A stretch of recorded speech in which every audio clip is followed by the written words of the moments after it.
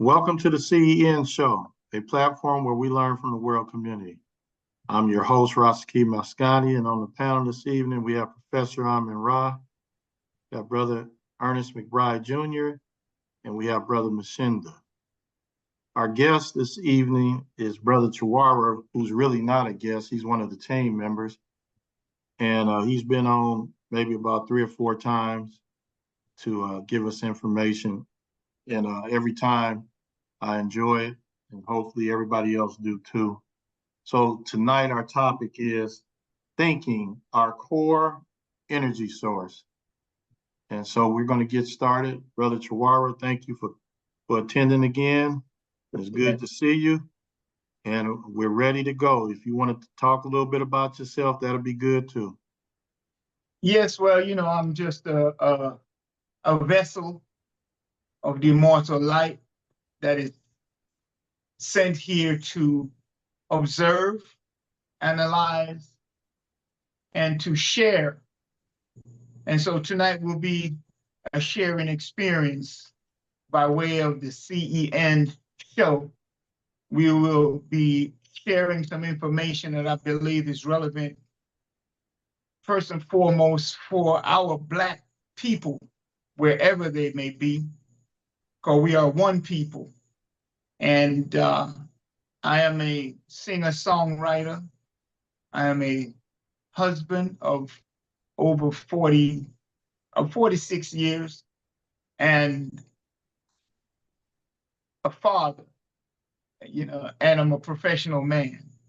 So my skills is manhood. Tonight, I'd like to speak about thinking as a renewable energy resource of human life. It goes into quite a bit. We won't be able to really go deep into this, but I'm trying to give as concise as possible a presentation that will kind of bring us to right now and how we're going to move forward in the best interest of our peoples, Black peoples, and all peoples in general. So thinking as the renewable energy resource of human life. From the earliest days of our collective history, humanity's natural moral code, world order, kept societies in balance, guided by principles as enduring as the cosmic earth itself. Today, however, that moral architecture lies in ruins as an indigenous Black man of African descent ascending, rooted in the moral codes, the UN drip, human rights laws, and other natural laws. I offer this perspective on how our world slipped into chaos and how, through the power of thinking and thoughts, we might reclaim our Black sovereignty and restore global harmony. So hopefully we'll be able to gather some insight from that. The first aspect we're going to look at is the decay of moral order, the decay of moral order. Now, humanity's original moral code is woven into the land, the family, and the community. In Africa and throughout the diaspora, those codes honored the sanctity of life, bound individuals to communal responsibility, and directed how people cared for each other and for the cosmic earth. But with the advent of the colonial imperialism, European marauders descended upon Black lands with uncivilized barbaric brutality. Through the Berlin Conference of 1884 to 1885, when African territories were carved up like spoils, colonial powers wielded terror to suppress Black thinking and erase our Black genius.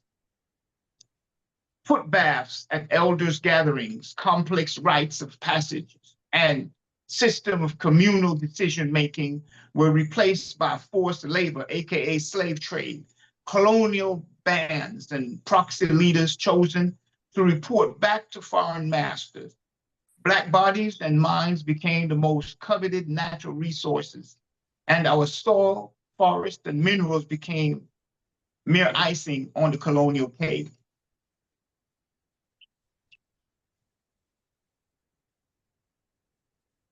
Prepared perpetual darkness and neocolonial continuity. Centuries of brutality and erosion of Black culture and traditions left Black civilizations in survival mode. Pro-Black leaders were assassinated, their movements discredited, and organizations subverted. Even their political independence, even after political independence, neocolonial forces continued their assault through covert coups, crippling tariffs, and targeted regime change operations. Today's colonialists no longer fear Black bodies united in unity. They fear the Black mind awakened and united. Information warfare, economic strangulation, and the assassination of dissenting voices, all aim to keep our collective genius locked away. Simple but odious remedies. How do we correct this monumental travesty? The answer lies within us. And it begins with three interlocking principles. One, self-determination, claiming the right to decide our own destiny free from external mandates and colonial interference. Two, self-reliance, drawing on our ancestral knowledge and resources to meet our own needs. And three, self-sufficiency, building sustainable systems, economic, social, technological, and cultural, that reinforces our autonomy. By exercising these principles, we awaken the moral codes embedded deep in our DNA. We establish communal rights, restore our dignity, honor, and respect for our lands, and rebuild the cultural framework that once sustained our civilizations.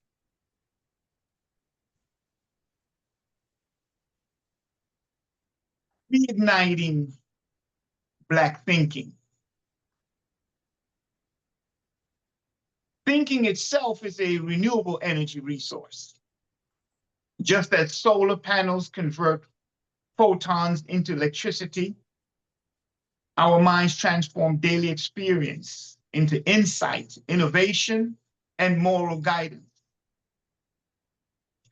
When Black communities mind their own business, we tap into a wellspring of creativity, innovation, and resilience. Through education grounded in our traditions, technology anchored in our values, and collective problem solving fueled by ancestral wisdom, we generate the genetic progressive thought necessary for liberation. Ubuntu, I-say-T-O.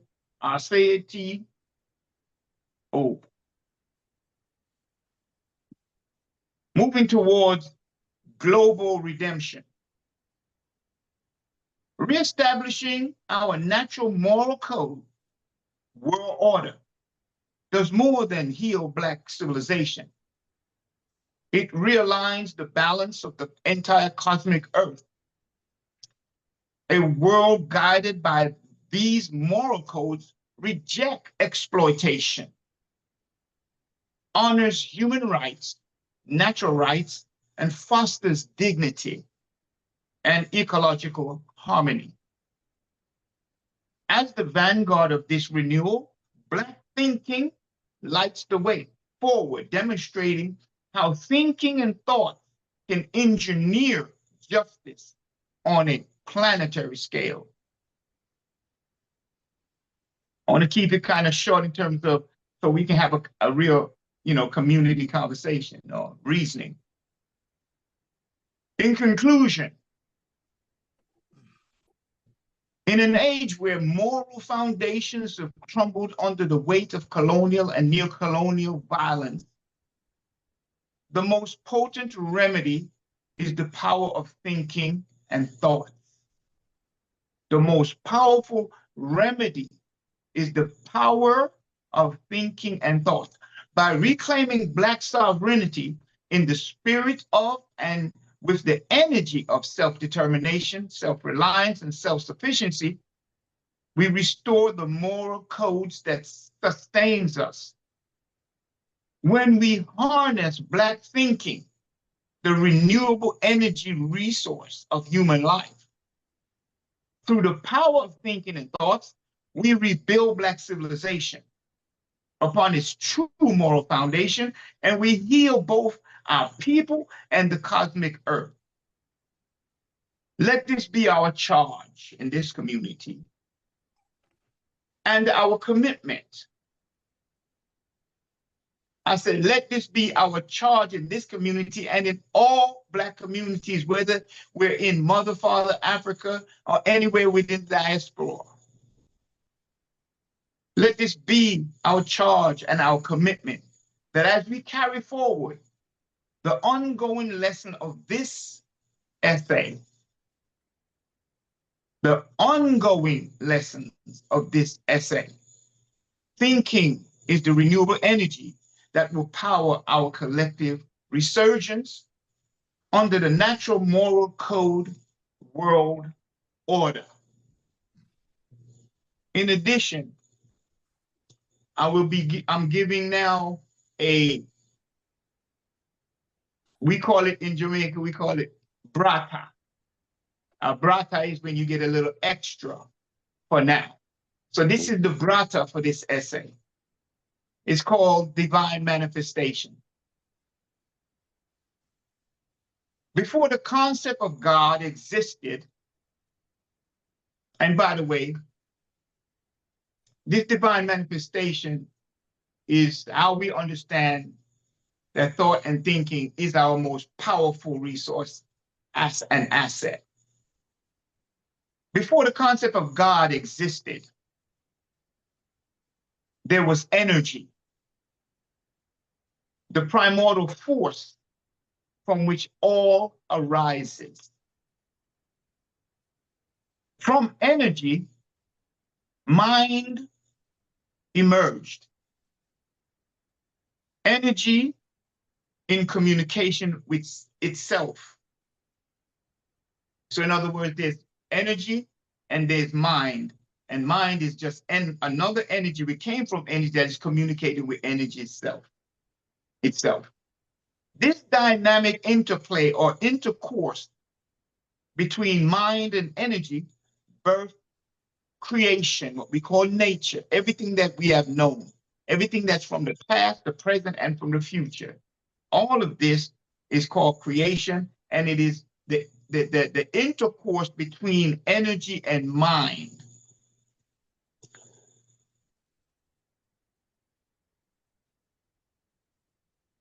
This dynamic interplay birthed creation. Creation is the cosmos, both macro and micro. Out of this union, man was formed. Man emerged out of creation.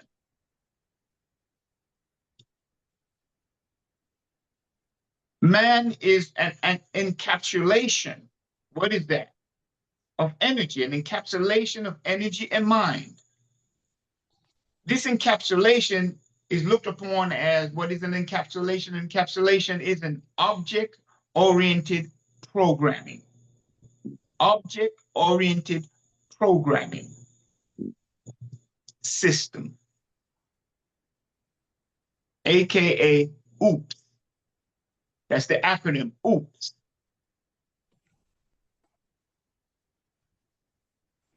So this encapsulation of energy and mind within man resides thinking. So inside of this encapsulation, which is man, which is the product of energy and mind, we have an energy that resides in there called thinking. Thinking is the immortal spark that generates thoughts. Thoughts are generated by thinking, and there's two forms of thinking. There's the thinking that comes from an intelligence, and there's another thinking that comes from intuition. So wherever the thinking comes from, it is thinking, and it will produce thought. Leading and thoughts is what is leading to innovation, inspiration, and a renewal. So because we think, we produce thought that corresponds and supports our thinking. And those thoughts, based upon the moral code, world order, produces what we call innovation, inspiration, and renewal. Thus, through the power of thinking and thoughts, we fulfill our dominion over creation, guided by moral codes that transform raw, divine energy into a just and liberated manifestation. And that's what we're here for, to manifest liberation in a just and in a moral way. So I will open now for anyone who would like to give a comment, question. I invite all questions. No question is silly. No question is irrelevant. You know, speak freely so the spirit can speak freely. Okay. And I give thanks. Well, let me come in. That was very interesting and extraordinary to me. And it's just it's something that needs to be thought about and considered for further solutions to issues that we have. So I'm going to go to Professor Rahh to start off with, because he teaches about information very similar when it came to African history. So Professor Rahh, question, comments? Appreciate what you asked for, understand you correctly. First of all, I want to say Asante Sana to Sharita for the presentation. You know, ideology, philosophies, they come after people get to the point in which they are not food gatherers and hunters, but they are food producers through agriculture and through domestication of animals. And then once you become domesticated, I mean, you're secure with food and shelter through the thatch shelter and the various forms of shelter that they build, from caves to thatch huts and things of this nature. And once you become secure, then you can think about a lot of things. See, when you don't have food, you don't have shelter, that's the number one thing you got to seek for your survival. So you try to, all your energy go into just surviving. But when you get a little bit of prosperity and you start looking at the earth and looking at the stars and looking at the animals, you begin to create philosophies and ideologies, and a lot of it come through imitating the animals that you see. I'm getting to a point. What I hear from Sharita is an ideology and a philosophy that should provide a solution to African people's problems. We've always had that all over the world. There are different philosophies, different ideologies. Elijah Muhammad came up with self-reliance and self-determination and self-isolation with the Nation of Islam. Marcus Garvey came up with we have to rebuild jobs. He had one of the biggest movements without technology. Based on his ideology coming from Jamaica, or wherever he was from, and came out here. And I think Booker T. Washington invited him. And he saw an opportunity to mobilize African people around a philosophy and an ideology of self-determination, as Sharita said, is one of the first of the three pillars or principles that he talked about. My point is that your goal of ideology and philosophy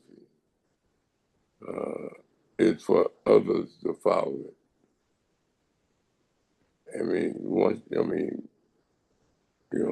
Jesus came with Christianity. Whether he was God's son or not, people start building a religious institution around the things that he taught.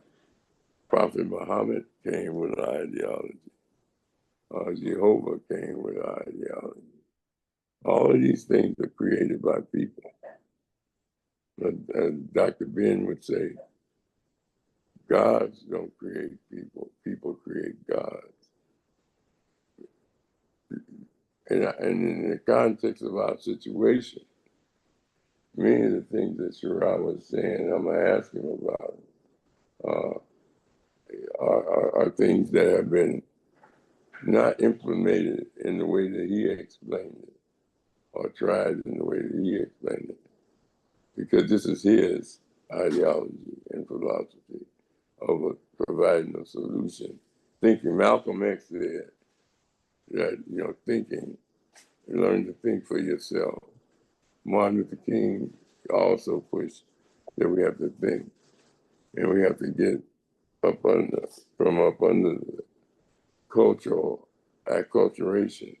What I mean by acculturation, that when you don't have an ideology, philosophy, or culture, other cultures can take you over. If what Sharita was saying is that we have to rebuild our structure and rely on our structure for answers and solutions. But it's very difficult, especially in America, because most African people see themselves as American. You have to choose to be African or choose to be an independent thinker. Because most people think freedom is the choice between Jack in the Box and McDonald's, Disneyland or Magic Mountain, going skating and skating ring or going to a movie. They think that's freedom. Emulating white folks. And my point is that it's very difficult to get them out of that clear thinking. What Sharita was saying, we have to learn how to think. But most people just operate in the opposite in America. Let me give you an example, and then I'll shut up. We say we're Africans in America. Most Black people say they're American or Afro-American. And that part of their Africanism is a heritage in Africa, but not an identity. Their identity with America. Same thing with Jamaicans. Are they Africans in Jamaica? But they don't see themselves as that. They call themselves Jamaicans. The same thing with all the ethnic groups, Ethiopians and all of that, but I'm talking about the ones in diaspora, and So what we have is self-determination. Okay. How do you get your self-determination if 90% of your people or 95% of your people work for white people or striving to be like white people? How do you come and say, hey, we need to be self-determined? And if you can't give them jobs, and if you can't give them loans, and if you can't help them build an independent life, they're going to go where people can help them. And the same thing with self-reliance. Self-reliance, to protect, to be able to defend yourself, be able to protect yourself, protect your lifestyle. You understand? But in America say, look, we got the biggest army in the world. We got a Navy, an Air Force, Marine, we got Secret Service, all that. What is it to do? What is it to do? To keep America safe and don't change the lifestyle. You understand? And this is what had happened when he said slave trade. We weren't traded. No such thing as a slave trade. What they did was a Holocaust of enslavement. When you say trade, it's like it's a business operation. It was not business. It was genocide on the evidence thing. People were enslaved until they died. They couldn't live no other life. You understand? And who we did trade with? Who did trade with? That's buying into the Africans sold each other. But self-reliance is to protect yourself, not only physically, but culturally and ideology. That's why folk got their army. All people got their army to protect their ideology. And then self-sufficient. Now that's the hardest one. How are we going to develop economic independence? They tried that in Oklahoma, Tulsa. People burned them out over a lie, took everything. The Native Americans were self-reliant. These people took this land, act like it's there. And you're trying to teach black people, look, that what Sharita said, he said, everything he said is correct. Thinking, how do you justify? I believe that these white people who came from the Caucasus Mountains, who came out as vicious as they are, come take this land from the Native Americans. Yeah. And then say, this is mine. I'm going to make the laws. Well, I'd like to respond to you. Okay. Go ahead. It's not a question of black people and white people and all that. It's just not, that's not the question. And it's not a philosophy. I'm not speaking of a philosophy. And the reason why I'm not speaking of philosophy, because we already know that ATP is the universal energy currency of the cells of the human body. That has nothing to do with philosophy. So I'm speaking from that standpoint. Where does thought come from? What is thinking? I'm speaking from not black or white issues or world issues and nothing like that. But what I am doing is showing my people how the natural world, the world where the white man is not in control of anything, where no man is in control of anything, where life is its own source. So I'm connecting what was done to us by the colonial imperialists, the plunderers, the marauders, to the natural world in which we are the dominion of that world. The Black intelligentsia, the Black genius, the Black thought, the Black thinking rule that. And that is our possession, our inheritance. But if we do not understand how this operates, then we won't know how we are to or ought to operate. So ATP is the energy currency for all the cells in the body. Without ATP, nothing happens. Okay, so that's not a philosophy. That's a biological and a physiological fact. None of these, however people want to look at it, is irrelevant. I'm not even interested in what people want to say unless they're going to speak in the fact of the time and in the present time as to what's happening, not in the past of what happened, because that has no bearing on what we're going through right now. The past is not why we're experiencing what we're experiencing now. What was done in the past, we need to understand it now so that we can institute what needs to be instituted in order to get the remedy to correct the past. We don't want to go forward repeating the past and repeating the past behaviors of our ancestors that came before us. And in other words, we don't want to come in and do what Malcolm X did. And don't come in and do what Martin Luther King did. Don't come in and do what Muammar Gaddafi did. We want to do those things, but we don't want to come and do it the way they did it. Because the way they did it is witness. We have witnessed.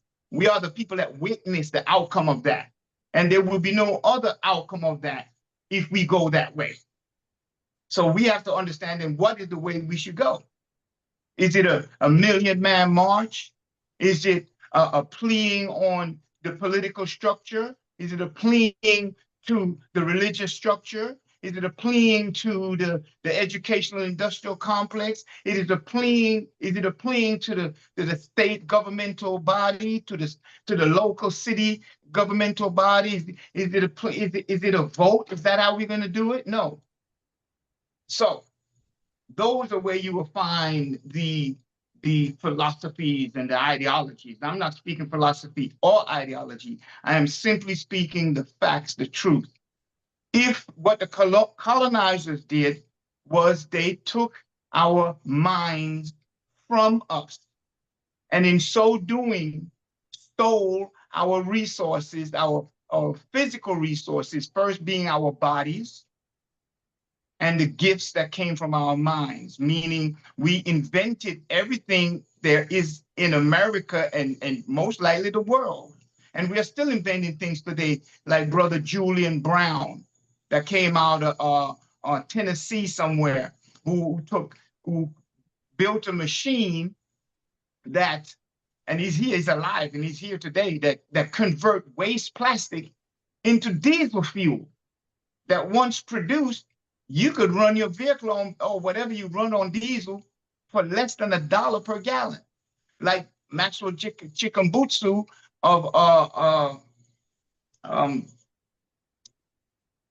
South, I forget the name of the country where he's from. It slips on mine right now. But he built the car that is fueled by transistor energy. Like the young Black men and women that's making Silicon Valley look like a bunch of idiots and dummies. They wondering, how do we do that? How can we do that? And they want us to show them, want us to prove to them that our science works, when we already proven it by creating the car that drives from New York to California, not having to fuel up. You know, that we've built the helicopter that flies on transistor waves. And then you can plug it into your house and it powers up your entire house. But they want us to prove to them, so they want us to tell them how we do it so they can do what they've done in the past with all of our other inventions, which is kill us, steal it, or buy us and control us through our inventions, and they benefit from it, and our people get no benefit from it whatsoever, which we're witnessing today in the poverty of Black folks, not only in America, but wherever you find us in the world. We're in poverty not because we stupid and dumb and don't know nothing. because everything was stolen under colonialism and imperialism, marauding plunderers, murderers, and rapists. This is not a philosophy. This is a fact. And so we know that one molecule of ATP can power millions of molecular work cycles. That's not a philosophy or an ideology. That's a scientific and biological and physiological fact. Now, thinking is not a mystical extra, but it's the product of trillions of ATP-driven events that maintains the cellular polarity, the rapid routing of electrical impulses. That's what I'm talking about. I'm not speaking philosophy. I don't have a philosophy. If one wants to know my philosophy, it's simple it is. My religion is life. My culture is life. My tradition is life. End of story. Those who do not understand that life is where all religions come from, and without life, there is no religion. So why would I worship under Christianity, Islam, Buddhism, Hinduism, or anything? Why don't I worship life? And where do I find this life? This life is within me and within every living thing that exists. So the temple is within me. And the temple is within every single living thing that exists throughout the entire earth and the cosmos. That's not a philosophy. That's a fact. Life is in everything, whether we like it or not, whether it's good, whether it's bad, whether it's joyful or whether it's painful. Life is it. The most assaulted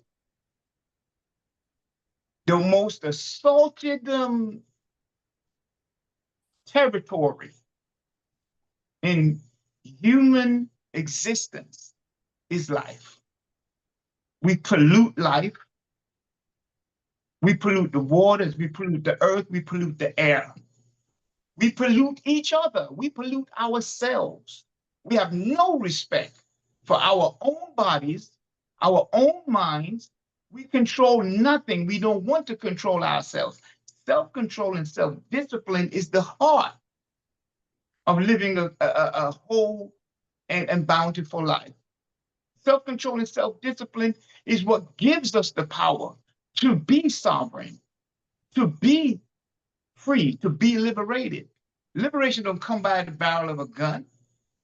It comes by each and every one of us as individual Black people, families, communities, societies, coming together and assuming and taking the responsibility for ourselves and freely sharing what we possess as individuals and as organizations, as communities, as a society, as a neighborhood, and taking control of our lives. That's called self-determination. That's not a philosophy, that's a law. We have the right to self-determination, self-sufficiency, and self-reliance. That's a law. And nothing to do with philosophy. No one is philosophizing, not here, never will. The chemical handoff of synapses and the large-scale orchestration of neural ensembles, in that sense, thinking thought is energy. Thinking thought is energy, converted, choreographed, and patterned by our biology into the seamless flow of ideas you experience right now, the present, always right now. That's where innovation comes from. So when we talk about, waiting to have, the necessities of life so that we can think and all this, no. That's like backwards. No disrespect, but that's backwards. Thinking produces thoughts, which produces behavior, which when applied, affects efficiently and effectively your condition.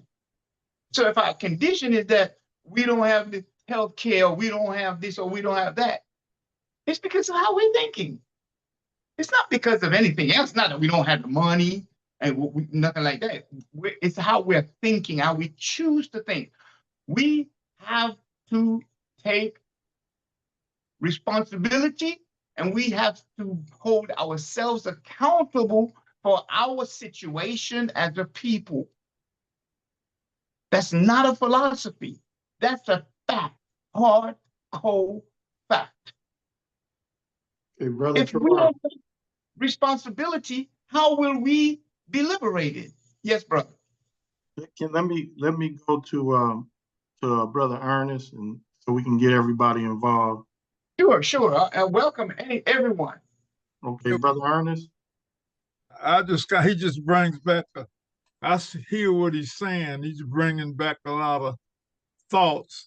And it's kind of like Professor Ross saying, like we've been enslaved for 506 years since the first slave came to this country.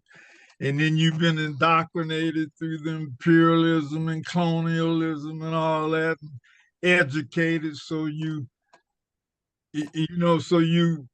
like when that old saying, when in Rome, do as the Romans. Well, you in America here, and in order to survive and meet your hierarchy of needs, you have to kind of conform to this program. But that don't mean that, because a lot of friends and stuff I talk to, you talk to them like a one-on-one basis. I mean, they don't go for a lot of this happening, but in a way, there's not a lot you can do about it. As far as form, you govern yourself as much as you can in your personal life, but it's kind of hard to do otherwise. In order to get along, you have to kind of go along, so to speak. So I kind of hear what he's saying. They kind of bring back a lot of thoughts, and in all my years here, I've seen that in order to just survive, you have to kind of go along with some of these programs, even though you don't agree with them. Okay, so you agree that that's a way to get to liberation and get to be self-sufficient and self-reliant, go along to get along. Is that what you're saying? I'm trying to understand what you're actually saying. Well, a way, yeah, but you, on a lot of things you kind of have to, because how do you survive without, like, you go on a job and they got the rules on the job. Well, if you want to keep that job, you have to go by their rules. Yeah, I agree with that. Yeah. If you want to keep that job, go ahead and keep that job. Go along and get along. Well, we now in this day and age, we don't see that as a solution or an alternative, because we're not in a survival mode. We choose to be in a survival mode, because when a man goes out and he fills 25 applications to get a job and he doesn't get a job. Right. When he goes to the bank to get a loan to start a business because he has an idea, he's been thinking, he has an idea, and they redline him because of his address or whatever. These are things we know. These are past issues. Right. We are now in a place where we are highly intelligent. We are the most intelligent people on the planet Earth.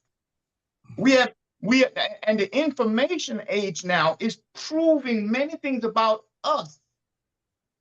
So go along to get along is an old adage applied to a people who were in survival mode. There's no excuse for that today. None whatsoever. And so for those who want to go along and get along, this is what we say. Those whose minds are liberated. Those whose minds are free to be, who are no longer slaves, who are moving towards ascending. We say, fine, that's not a problem. We're not here to preach to anybody or to have them do anything against their own will. What we're simply saying, for those who are awakened or those who seek awakening to know themselves, then there has to be a generation that dives into that knowledge. And the only way to get to that knowledge is to go into your DNA. And the only way to get into your DNA is through your thinking. It's your thinking. This is why the pandemic occurred. This is why the hot sauce 19 was applied. It was a direct assault on the DNA of humanity. We know that Henrietta Lacks carries the immortal gene. There's no other evidence that another ethnicity of people carries the immortal gene. This is not a philosophy. This is a fact, a biological fact. We know that Albert Perry carries the oldest Y chromosome. This is modern history, not ancient history. This Albert Perry's from the Carolinas. Older than his DNA goes, his Y chromosome go back past Neanderthal. Right.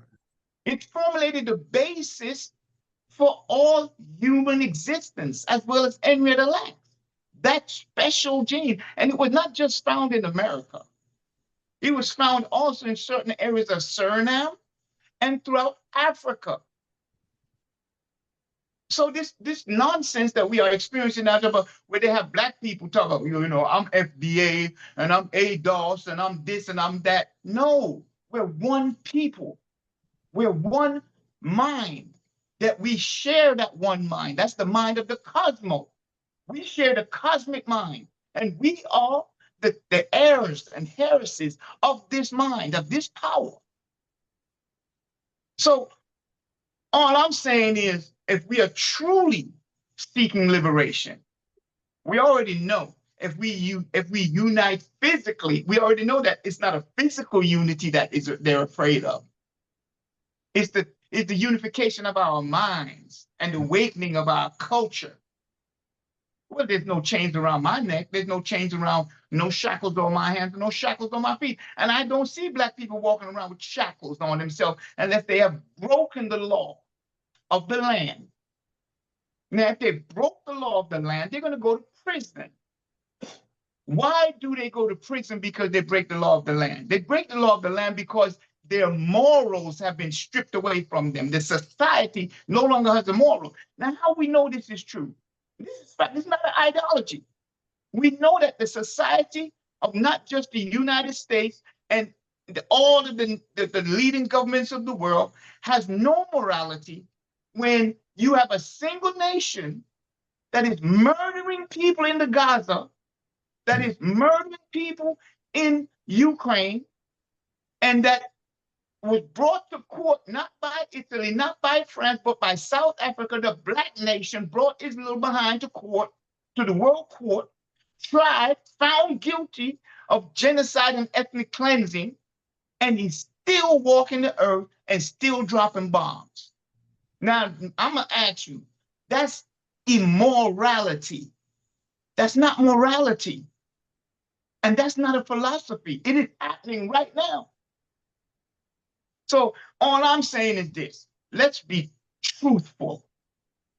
A man is whatever he's thinking. So if I'm thinking I got to go along to get along, then I'm just saying, hey, I got to be a slave in order for me to, what, eat bread? When I can just go ahead and I can't find a job because they won't hire me. I can't get the money from the banks to build a business because they won't lend it to me.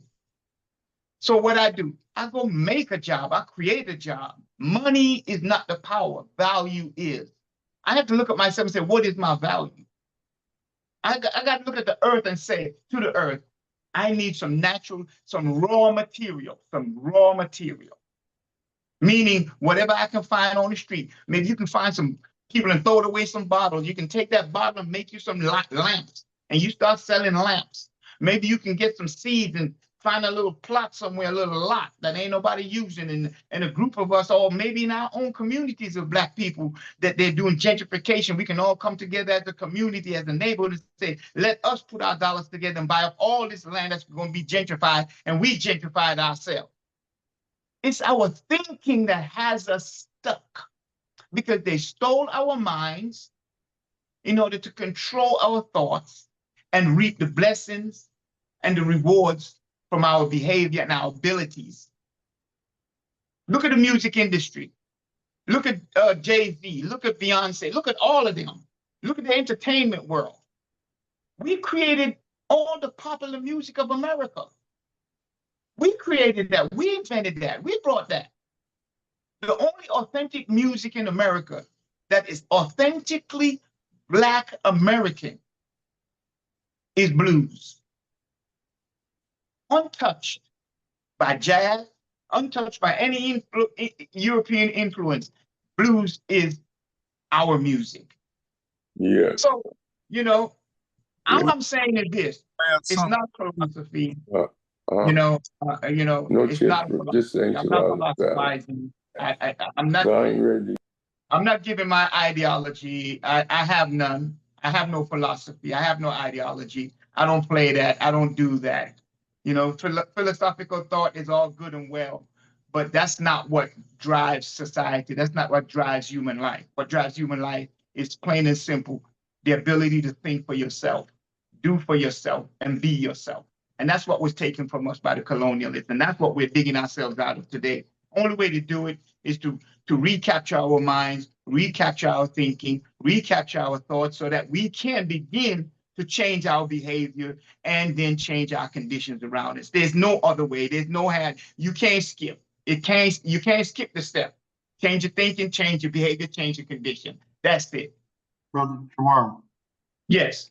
I want to go to, we got two more people here I want to go to. Sure. Brother Mshinda.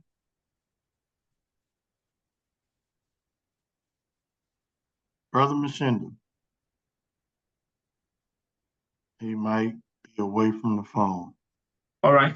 Dr. Sharita. Dr. Sharita, unmute. She might be in class again. You think? Yeah, he might be in dance class. Okay, but I don't think so. She came back. We probably just want to continue listening. What I was talking about, because most of the friends that I have, we get in private discussions and we all on the same wavelength, But the big question is, what can you do about it to help others? What we can do is this. First and foremost, there's rules to this. There's a process. The first process is, like you say, your groups of people, right? That you sit and talk with. Okay. Formulate a male society, a male group, and bring all males into that. I don't care if they're 5 years old, bring them into that and have discussions. So the first thing, we need to talk. We need to come together and talk, have conversation, reason things. Okay, you see, the brain is like a muscle, although it's an organ. It's not a muscle, it's an organ, but it's like a muscle. In that, if you want to be buff, you got to exercise. And when you begin to exercise, if you have not been exercising, the first day or two, maybe even a week, 10 days, or maybe even the first month, it's going to be really painful. Really painful, because your muscles are not used to doing that kind of work. They done got lazy. You understand? And the mind is like, oh man, I'm feeling all this pain. I don't feel like, and if you don't have a strong constitution or a strong support system, you may give up on exercise and fall back into, sedimentary type of living. The brain is the same. So if we're not thinking about self-control, and if we're not being aware and practicing awareness, then the brain is not getting the exercise it needs. And if we're not eating the nutrients that the brain needs to be a more healthy organ, then the mind is not going to be able to insert itself into the brain 100%. So a lot of our brains are operating like at 50% and 25%.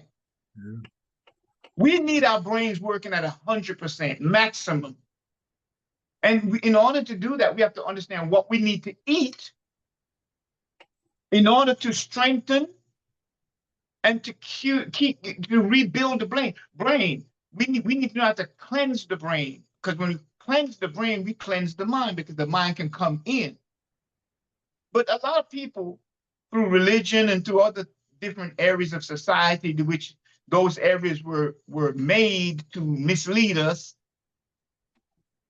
are looking at those areas, and they're not looking at themselves. One thing about the mind is this, and I've been practicing certain things. If your mind does not see it, your eyes cannot see it. You just can't. Your eyes don't really see. It's just the lens in which the mind looks through to see something. But a lot of us have been trained that our eyes is what it's seeing. Your eyes do not see. It only gives you an image that the brain turns right side up. So if we train ourselves to see with our mind, then dementia is going to be not an issue.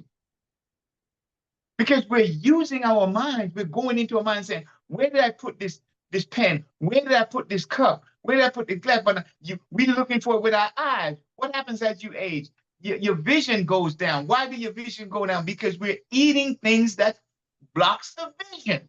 This system we're living, this colonialist system, is not no dumb, stupid system. It was a carefully orchestrated and designed system. And it was orchestrated and designed specifically against the indigenous and aboriginal people of this planet. That's not a philosophy. That's a fact. The fact that your brain needs certain nutrients in order to function properly, that's not a philosophy or ideology. It's a fact. And when we begin to know our bodies and our minds more, because why do we need to know that? Because that's where we live. We don't live in a house. We can be found at a particular address. We can be found in a particular state. We can be found in a particular city, in a particular town, but we don't live there. We live in our bodies from the day we were conceived to the day we were born, and to this very day as we live. We have always been living in the body. And that body is Christ. And that's just a key word or a code word for moral code. When they say Christ, they're just talking about moral codes, living with morality and not immorality, living in an ethical way. And when we do that, we restore trust in ourselves and in each other. And we don't have to sit down and talking to each other. And then when we say, hey, man, come, let's build this supermarket, everybody looking like, I ain't got no money for that. Where you gonna get the money? All the time they're sitting on the money now, but they value money more than self-sufficiency and self-reliance and self-determination. They want to see who. And then those who have the money, the Jay-Z's, the Beyoncé's, the Oprah Winfrey's, and et cetera, et cetera. You can go on and on and on throughout the entire entertainment industrial complex and throughout the whole media system. And you will see all of us who have the money. And then you can go into the business sector, into the corporations of America and see us in there that have the money. So tell me, why do we have to get along again? Go along to get along again? Simply because we choose to do that. It's not real. It's like some people think that white supremacy is real. It's not real. It's not real. But it becomes real when we accept it as real. When we accept it as real. It's so simple. I mean, we can look at what's going on in Burkina Faso, Mali, and Niger, in the Sahel of Africa. We can look at what's going on there. Is there anything in the Western Hemisphere going on like that? The only thing I can say is the formulation of BRICS. This is not philosophy. These are things that are happening. That are happening. And everybody's just watching it happen. Just like they're watching the little children getting bombed. They're watching the people getting ethnically cleansed and nobody ain't saying nothing. Ain't saying nothing. But I'm going to say, like His Imperial Majesty Haile Selassie said before he went into the League of Nations to plead to stop Mussolini from coming into Ethiopia. And they laughed at him, you know, they jeered him and they said, and the last thing he said was, today Ethiopia tomorrow the world. And like in 7 days later, there was a world war and Hitler was marching across Europe. But even that, again, one would have to go deep to research this Hitler character and this so-called, what do you call it, Holocaust that took place. Then you have to look into even the bombing of Pearl Harbor and the dropping of the bomb on Hiroshima and Nagasaki. It's not philosophy. This is history. These things actually happen. Brother Schwartz, Yes. I want to see if I can get Brother Mshinda and Dr. Sharita in. Sure. Brother Mshinda, you back? Dr. Sharita, you just came back. Question, comment. I'm sorry. Sharita, you're breaking up very badly, sister. Oh, if that's a female, if it's not a female, Just Dr. Sharita. It's a female. okay, good. You heard her voice, right? It's very broken Yeah, up. broke up. Dr. Sharita, your voice is breaking up. No, it's not clear. So I'm just listening. I'm just Okay. listening. Okay. I've been in and out, so I'm just listening. Yeah, I'm in an area where it's not really good reception. So, but I can't. I'm just listening. I'll Okay. type. Brother Mshinda, one last time. Okay. Professor Rahh, you want to unmute?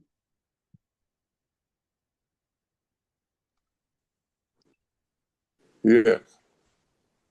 Okay. You have No, another you just question or comment? like I said, I agree with him. Everything he said, because it proves my point. Everybody who creates a philosophy say it's facts, it's true, and my way is the only way, and this is what we got to do. It's about you being able to institutionalize your philosophy that makes it real. If don't nobody believe it, and nobody practice it, it's just out in the air. But if you don't build institutions and a mass following of people to practice it, it's not real. You can say Christianity ain't real, but there are Christians, a billion of them. You can say Islam not real from a religious standpoint. What makes us able to do that? It all comes from the mind. People create them. They create them. And what Shirao is doing is creating an answer to our problems. No different from anybody else creating them. He has a deep thinker, a critical thinker, and he said, hey, look, we have to become self-reliant. Some Black people are, but they're not under the auspices of building it and sharing it with others. You got self-determination, seeking freedom to do what? To be ourselves, to be ourselves. But there are a lot of people that don't want to be African, don't want to be a part of that. They marry white people, they marry Chinese, they see life different. I mean, just tell me how many people get into how the brain operates. How many people even, I fail to see other the than what white relevance of what folks say you're about saying the to me. brain. I don't understand the relevance of what you're saying to me. How many people see that? I don't understand how is that relevant? What do you mean? I'm saying the same thing you saying. But you're saying that how many people look at how you think, thinking? No. Besides the medical world and the brain surgeon and all that kind of stuff, and scientists and people like that, No, you just they said. don't look into that. You just said that everything comes from the brain. The eyes is just they help feed the brain, which is true. That's true. Mhm. But people don't see it that way. People think So that I'm asking you, what's the relevance of that though? People don't see it that way. Why is that relevant? because people see what uh, people see what other people tell them to see. Like you But what trying to is that get people to relevant to see, you liberation? That's trying what to I'm get people asking to you. see what you talking about. No. Don't do that. Don't do that. I'm not asking people to see anything. Those who have eyes to see will see, and those who don't won't. And they have every right not to. That's just what I said. Okay. So, I like to stay on. People can comment and people can say whatever they want to say. It doesn't alter the truth. Truth is who believes it. No. Truth is You're gonna truth. tell me people who think they're going to heaven after they die don't I believe don't it. know nothing about heaven. I'm saying truth. I ain't talking about Truth. what you think, and I'm talking about what other people think. I don't know what other people think. And they're free to think what they want to think. You mean you don't The know what other truth people is the think? truth, no matter what. Then what? Who are you talking to then? I'm talking to my people, You're black talking to people. people that don't think the way you thinking right No, now. I'm talking to black people by identity. Their identity makes them black. Now their thinking is something different. They can think what they want to think. Their thinking is different now. They're free to think. Some people think that they're worthless. And I say to that person, you're not worthless. And they say, man, you don't know what you're talking about, man. I ain't worth nothing, man. And I say, hey, look, let me prove to you that you're worth something. And after I show them that they're worth something, they still say, I'm worthless. They have to discover their worth then. I'm just saying that people gonna think what they think, and they're free to think that. People gonna do what they do, and they're free to do that. Nobody has the right to stop a man from being how he chooses to be. But Sharita, you just came on saying we have to learn how to be self-determined, self-reliance, and self-sovereign. Who are you talking to? That's like a singer that just sing to himself. You sing so that other people can hear you. And you're coming, you're saying you're not teaching, but you are teaching. You're saying people need to become, didn't you say that? Hold on. Let me go back to where I was so I can refresh. Because I'm addressing specific things and specific thought.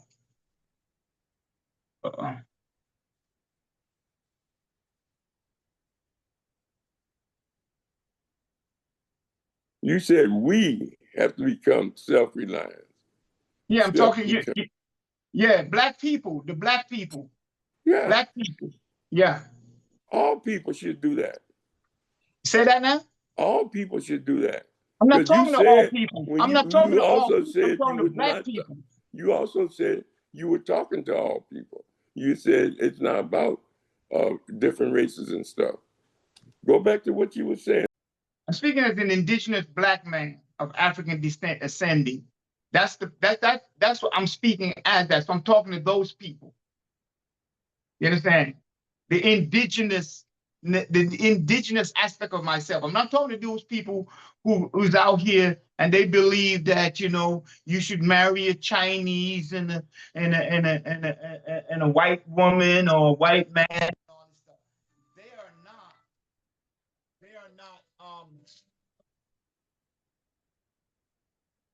are not. That they're not who I'm speaking to. I'm speaking to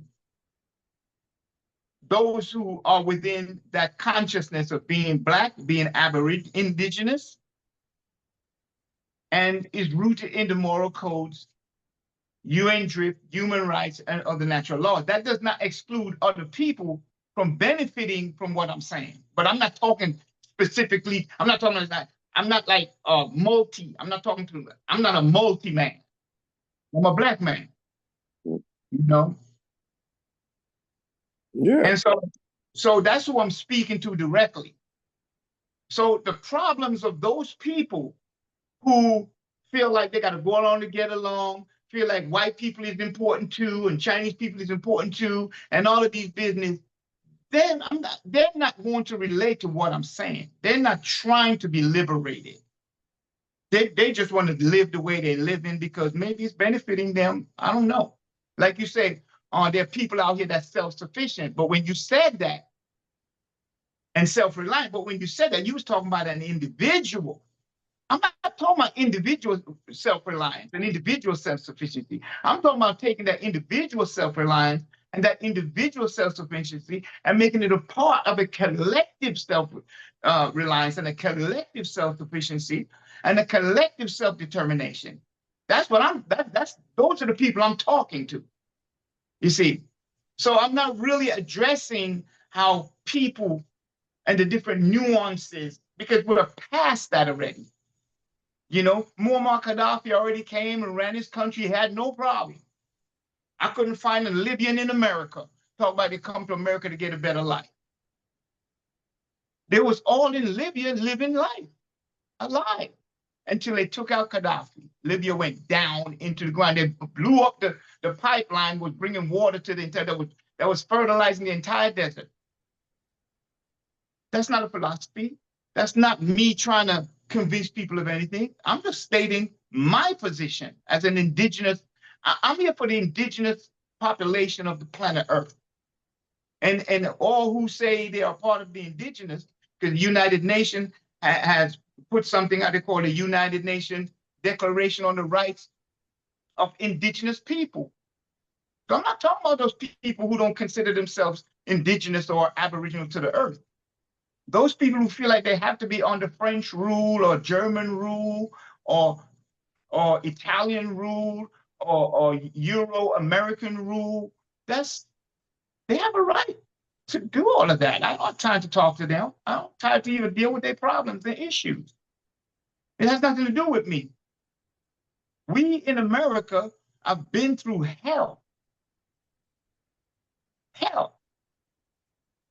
And we're still going through hell.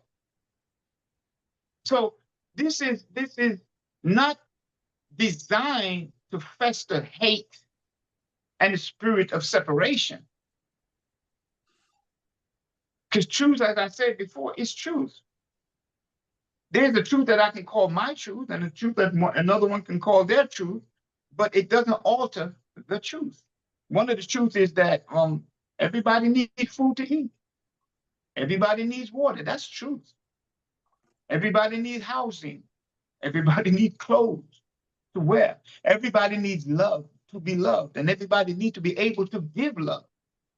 That has nothing to do with how this person feels or that person feels. These are truths. And if we're not going to support that which sustains and maintains us and builds us and make us a better people, then what is our purpose here? If I'm not going to produce music that's going to help somebody to be healed, that's going to help somebody to feel good about themselves and their family, going to help some people to stop abusing their children, going to help some people to start loving their husbands and loving their wives, then why am I even involved in the music industry? It's from that standpoint that I speak. I have no philosophy. I have no ideology. Every day of my life, I spend figuring out what this is. And the only way I can do that is to surrender this to this so that it can show me what it is. And then I have to have faith. Faith that what this tells me is connected to the universal cosmic energy of life. And then I have to dedicate myself, not medicate myself. I have to dedicate myself with duty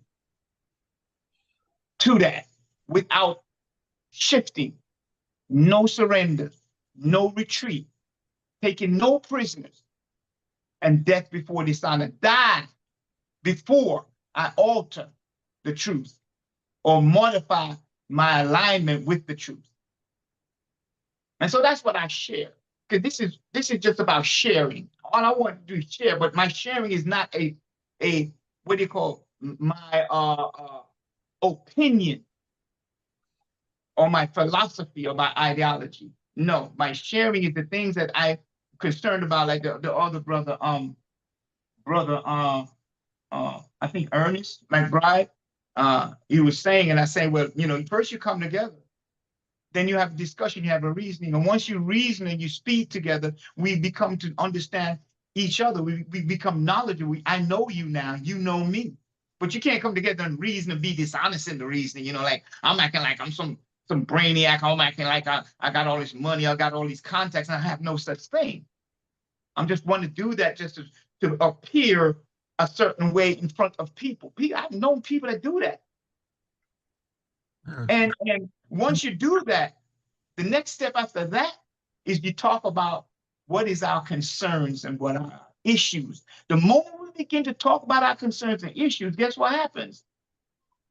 The mind begins to show us solutions, and we share those solutions now because we all have concerns and issues. How are we going to address these concerns and issues? And over time, we begin to receive feedback from the moral code system, because everything is based on morality. Everything is based on our morals and our moral compass. And so we're trying to reestablish that. The only way to do that is to think that. If you don't think that, how are you going to do that? You do what you think. Brother Terwari, Yes. we had somebody come in late, Racumyah, Yeah. Okay, Racumyah. Thomas. Yes, that's my beautiful seed. Oh, one of your children? One of my beautiful seeds, man, my daughters.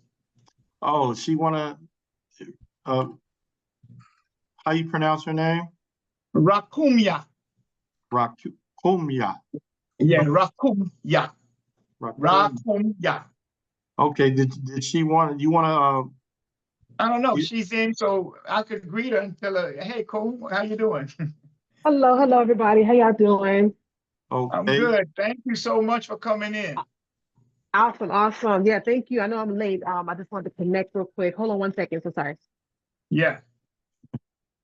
so we coming up on, I guess towards the end for this time. Mm-hmm. And so basically you could leave us with a little something. Yeah, you know, this was just a preamble to what is coming. I will further break down many things, and I'm trying to make sure I connect it to what is real, something that we can all put together. There are things that I'm doing personally to build platforms and foundations to where we can exercise. I have a full musical band that's willing to work with me.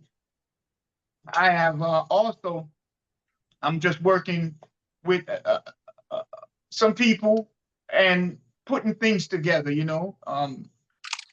What I am actually looking for also is individuals that's willing to be a part of something, to build something properly and to build it without, you know, doubt and all that kind of stuff. You know, as I said, I'm a singer-songwriter, so I've been a singer-songwriter now for over 45 years. And I originate all of my stuff. I don't do cover songs at all. I'm connected to the Delta, Mississippi, you know, where I've developed American roots in the Delta, you know, the birthplace of American music.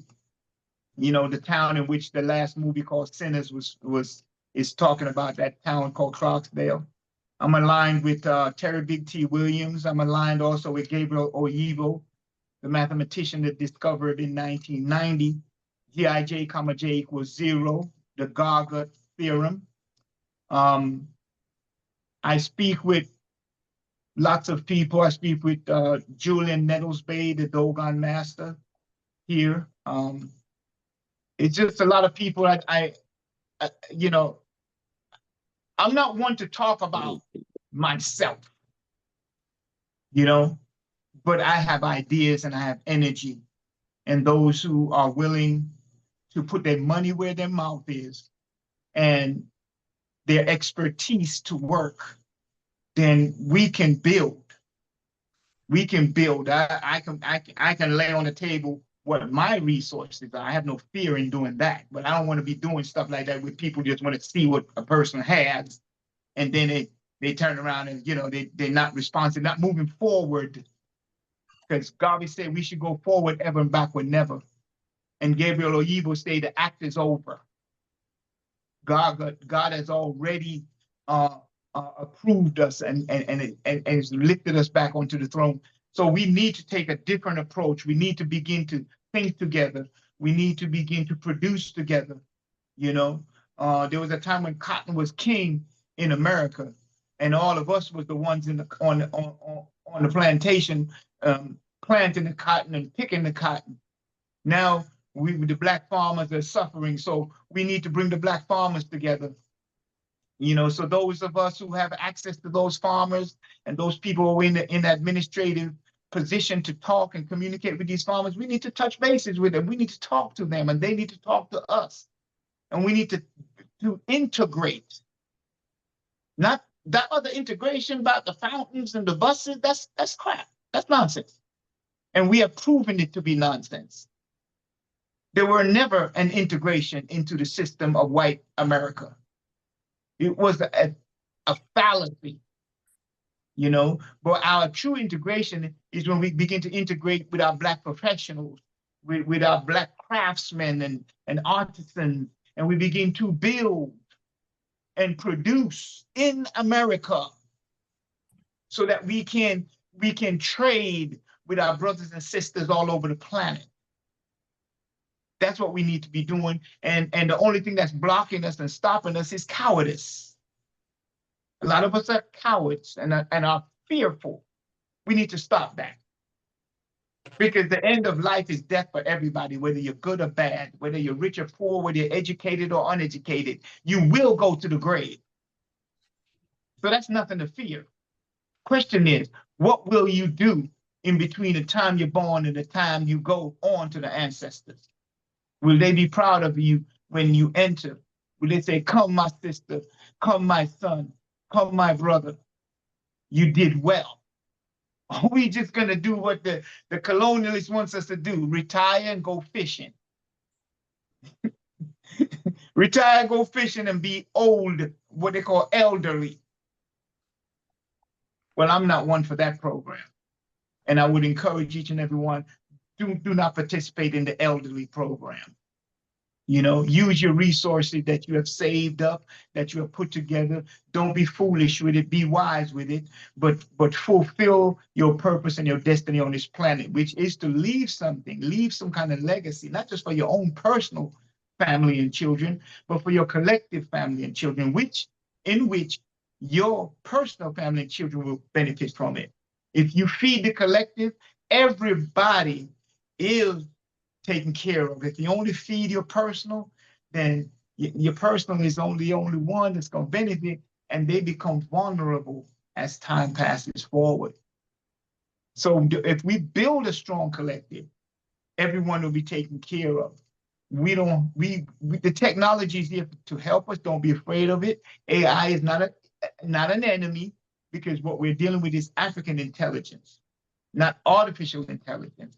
We are the AI. We are the original AI, produced by energy and mind, which produces creation, which produces man who thinks and produces thoughts. So he invents and innovates, build nations and build kingdoms and empire. That's where we come from. So we need to return to that. We need to have faith in that, and we need to trust in that and have no doubt about it. Don't let no one else govern our faith.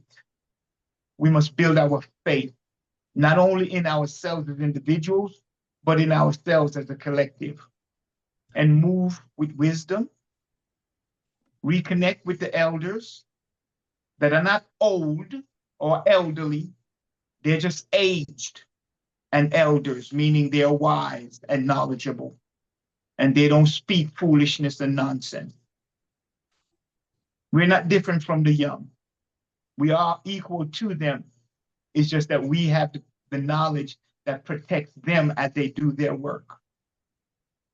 From 21 to 65 and beyond is where the power lies. From 21 to 65 and beyond, that's where our resources to grow, to build, to innovate, to produce and to build empires and nations. That's where it belongs. From birth to the teenage years, those have no power. They're under the care of their mothers and fathers. They're in the university of life. They're learning. We must protect those.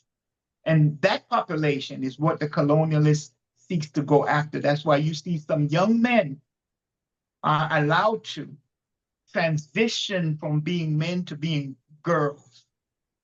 And some young women are being transitioned from being women to being boys. 8 years old, 9 years old, 10 years old are being transitioned. Why? Because we have let our guard down and have allowed evil and immorality and unethical behavior and immoral codes to take hold within our generation. And we must put a stop to that. And it's not a problem. It's easy to do. Just stop, period. You know, just stop and have faith that you're stopping. You have stopped. So therefore, you will produce others that will stop. And pay more attention to our children. Talk with them. Don't just nix them off if they just too young. They don't understand. They don't know. They know more than we think. Work with them. You know, work with them. Dedicate your energy and your strength and your time to them. Teach them. Teach them how to think. We are the professional thinkers. They just started. I have 8-year-olds. I have 4-year-olds, grandchildren. I have 15 altogether. And I tell them every day, I say, listen, you guys are not professional thinkers. I'm a professional thinker. You're not professional doers. Learn to observe what I'm doing and not ask, can I help? And not ask for me to tell you how I'm doing. The first thing you need to do is observe what I'm doing. Have the patience, still your mind. Control yourself so that you control the things around you. Discipline yourself so that you can achieve all the things you want to achieve, you can achieve. Only through self-discipline we can make achievements. And only through self-control we can control our world and the world around us. And this is what I'm speaking about. It may be a philosophy. One may look at it as a philosophy, but it's not. If you don't have self-control, how are you going to control a car as you drive it?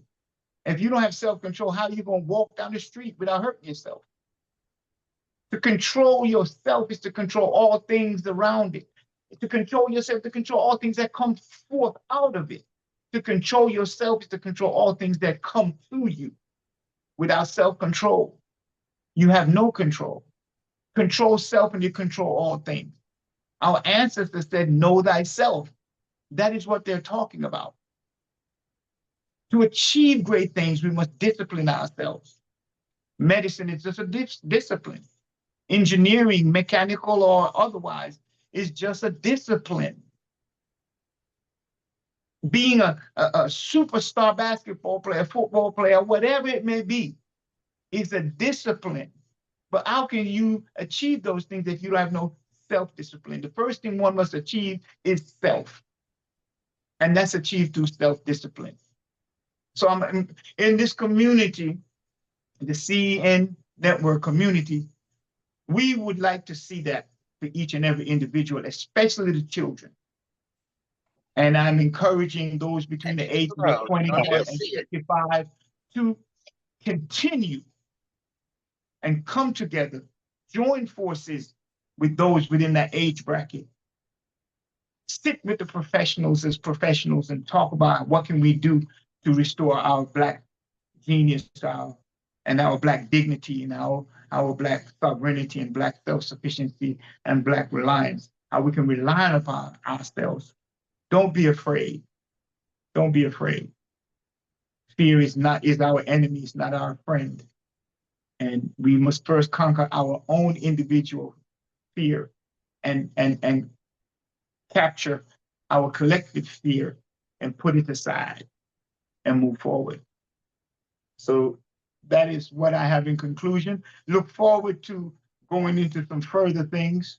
I will be scheduling to make another presentation to go deeper in some other aspects of what was discussed tonight. We're going to talk about the moral codes and get into that. I think I need to dedicate a presentation that's rooted in moral code, and talk about how relevant that is, and how we can restore those codes amongst ourselves, our families, and hopefully society as a whole, you know. Okay, I have, I think this, I don't know if this is Brother Troy or not, but Troy just joined, and I don't know which Troy that is.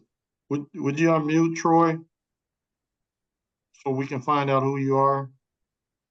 Sure. Benton? I don't know. I don't know Yeah, which yeah. one. Hey, how you Salam doing? alaikum. Like salam, Alaikum salam. we're just ending. You missed the whole presentation, but Yeah, I meant to get here a little earlier, but I'm at work and I'm driving, and I just happened to look up and see what time it was. So I was like, let me try to tap in and just catch something if I can. Other than that, I'll just go into the recording. But I Thank you, will Brother back Troy. up. Thank you, Brother Yes, sir. Troy, for coming in thanks. at least. Your spirit is welcome. Yeah, well, that's good you came, brother. Good to hear your voice. Thank you for having me.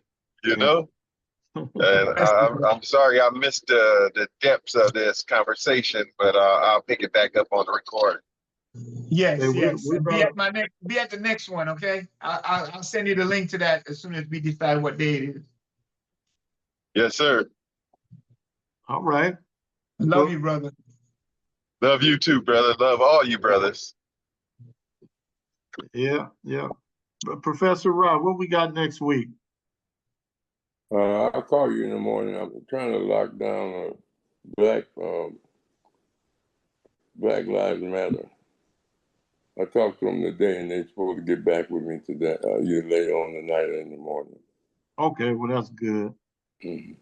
Okay, so next week we have a criminal justice professor coming on from Tyler, Texas.